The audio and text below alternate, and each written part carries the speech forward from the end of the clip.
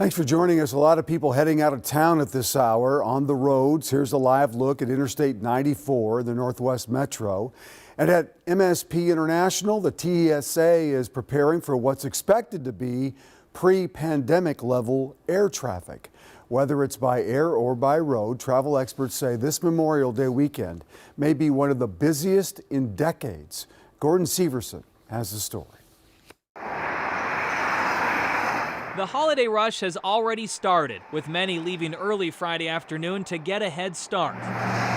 Which isn't a bad idea, considering AAA expects 42.3 million Americans will travel 50 miles or more this holiday weekend. A spokesperson says it could be one of the busiest Memorial Day weekends in more than 20 years. We've been waiting. It was a long winter. A lot of folks have been waiting for great weather. This is the kickstart to summer. Ann Meyer with MnDOT says the great weather this weekend could also put a few extra cars on the road. And all the construction going on this summer could slow them down. Yeah, we have about 200 projects for MnDOT across the state. A lot of construction work zones out there. But as busy as it's going to be out here on the roads, it could get even busier here at the airport. More than 40,000 passengers went to the checkpoints, which was beyond our projections. Nationwide, the TSA screened more than 2.6 million travelers Thursday. That's the highest number on that day in at least 5 years. I think the numbers that we saw yesterday and what we may see today are indicating that we're at pre-pandemic levels, maybe even a little bit more, as there's